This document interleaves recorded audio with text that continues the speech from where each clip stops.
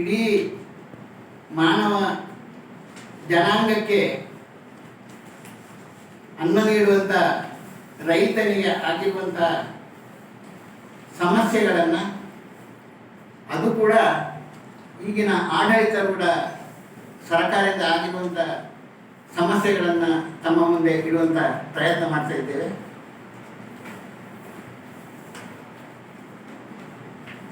ತಾ 2014ನೇ ಇಸವಿಯಲ್ಲಿ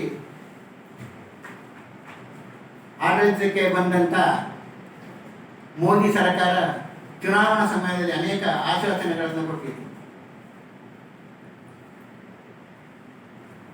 ನಾವು ಸ್ವಾಮಿನಾಥನ್ ಆಯೋಗದ ಏನು ವರದಿಗಳಿವೆ ಅದನ್ನು ಯಥಾವತ್ತಾಗಿ ಜಾರಿ ಮಾಡ್ತೇವೆ.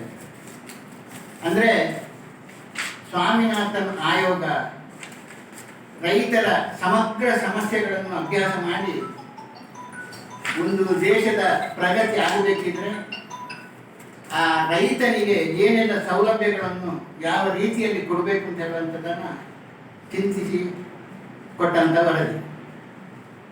ಅದರಲ್ಲಿ ಪ್ರಮುಖವಾಗಿ ಏನು ಕೃಷಿಯಲ್ಲಿ ಉತ್ಪಾದನಾ ವೆಚ್ಚ ಉಂಟು ಅದಕ್ಕೆ 50% ಸೇರಿಸಿ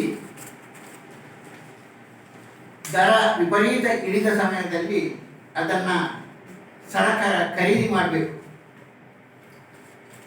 ಇದು ಪ್ರಮುಖ ವಿಷಯ. ಈ ಒಂದು ವಿಷಯಕ್ಕೆ ಪ್ರಪ್ರಥಮವಾಗಿ ಸರ್ಕಾರ ವಿರೋಧ ಮಾಡಿದೆ. ಸುಪ್ರೀಂ ಕೋರ್ಟ್ಗೆ ಅಫಿಡವಿಟ್ ಸಲ್ಲಿಸಿದೆ. ನಮ್ಮಿಂದ MSP ಅಂದರೆ ಕನಿಷ್ಠ ಬೆಂಬಲ ಬೆಲೆ ಕೊಡಲಿಕ್ಕೆ ಸಾಧ್ಯ ಇಲ್ಲ ಹೇಳುವಂತನ್ನ ಹೇಳಿ. ಇದು ಅಲ್ಲದೆ ಜಾರಿಯಲ್ಲಿದ್ದಂಥ ಅನೇಕ ಸಬ್ಸಿಡಿ ವ್ಯವಸ್ಥೆಗಳು, ರಸಗೊಬ್ಬರದಿಂದ ಹಿಡಿದು ಇನ್ನಿತರ ಅನೇಕ ಸೌಲಭ್ಯಗಳು, ಕೃಷಿ ಉಪಕರಣಗಳು, ಇದಕ್ಕೆಲ್ಲ ಇದ್ದ ಎಲ್ಲ ಸೌಲಭ್ಯಗಳನ್ನು ಹಂತ ಹಂತವಾಗಿ ನಿಲ್ಲಿಸಿಕೊಂಡು ಬಂತು. ಇದು ಮಾತ್ರ ಅಲ್ಲದೆ 3 ಹೊಸ ಕಾನೂನುಗಳನ್ನು ಮೋದಿ ಸರ್ಕಾರ ಜಾರಿಗೆ ತಂದಿದೆ. ಒಂದು APMC ತಿದ್ದುಪಡಿ ಕಾಯ್ದೆ. ಈ APMC ತಿದ್ದುಪಡಿ ಕಾಯ್ದೆಯಿಂದ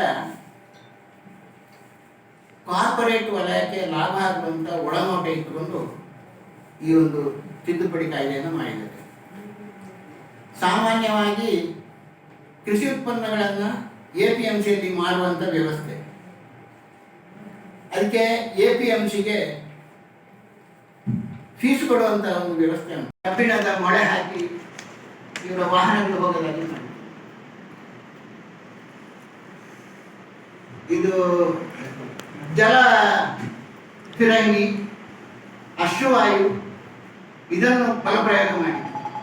ಇದು ಯಾವುದು ಸಕ್ಸಸ್ ಆಗುತ್ತಿಲ್ಲ ಅಂತಾದ ಮೇಲೆ ಇದು ಖಾಲಿಸ್ತಾನಿಗಳ ಹೋರಾಟ ಅಂತ ಹೇಳಿ, ವಿದೇಶಿ ಇಂದ ಬಂಡವಾಳ ಇದ್ದೇ ಬರ್ತಾ ಉಂಟು ಹೋರಾಟಕ್ಕೆ ಅಂತ ಹೇಳಿ. ಇದರಲ್ಲಿ ಪಾಕಿಸ್ತಾನದ ಪ್ರಚೋದನೆ ಉಂಟು ಅಂತ ಹೇಳಿ. ಹೀಗೆ ನಮ್ಮ ಈ ಅನ್ನದಾತನನ್ನು ದೇಶದ್ರೋಹಿಯ ಸ್ಥಾನದಲ್ಲಿ ತಂದಿದೆ. ಇದನ್ನೆಲ್ಲ ಆದ ಮೇಲೆ ಕಡೆಗೆ ಅನಿವಾರ್ಯವಾಗಿ ರೈತರ ಜೊತೆ ಒಪ್ಪಂದ ಮಾಡಿಕೊಂಡಿದ್ದು, ಒಪ್ಪಂದ ಅಲ್ಲ, ಈ ಎಲ್ಲ ಬೇಡಿಕೆಗಳನ್ನು ನಾವು ಈಡೇರಿಸ್ತೇವೆ ಅಂತೇಳಿ ಒಪ್ಪಿ ಈಗ 4 ವರ್ಷ ಆಯಿತು, ಇದುವರೆಗೆ ಜಾರಿ. ಇದರಿಂದಾಗಿ ರೈತ ಸಮೂಹಕ್ಕೆ, ರೈತ ಸಂಕುಲಕ್ಕೆ ಈಗಿನ ಸರ್ಕಾರದ ಮೇಲೆ ಸಂಪೂರ್ಣ ವಿಶ್ವಾಸ ಹೋಗಿದೆ. ರೈತರನ್ನು ಸಂಪೂರ್ಣ ನಿರ್ವೀರ್ಯರನ್ನಾಗಿ ಮಾಡಿ, ಗುಲಾಮರನ್ನಾಗಿ ಮಾಡಿ, ಎಲ್ಲ ಭೂಮಿಯನ್ನು, ಆರ್ಥಿಕ ಶಕ್ತಿಯನ್ನು ಈ ಖಾಸಗಿ ಬಂಡವಾಳಶಾಹಿಗಳ ಕೈಗೆ ಒಪ್ಪಿಸುವಂಥ ವ್ಯವಸ್ಥಿತ ಸೂತ್ರ ಈ ಸರ್ಕಾರ ಮಾಡ್ತಾ ಇದೆ. ಆದ್ದರಿಂದ ಇಂಥ ಸರ್ಕಾರ ತೊಲಗಬೇಕು ಅಂತ ಹೇಳುವಂಥದ್ದು ರೈತರ ಪ್ರಮುಖ ಒಂದು ಈಗಿನ ಪ್ರಯತ್ನ ತೆಗೆಯುವಂಥದ್ದು.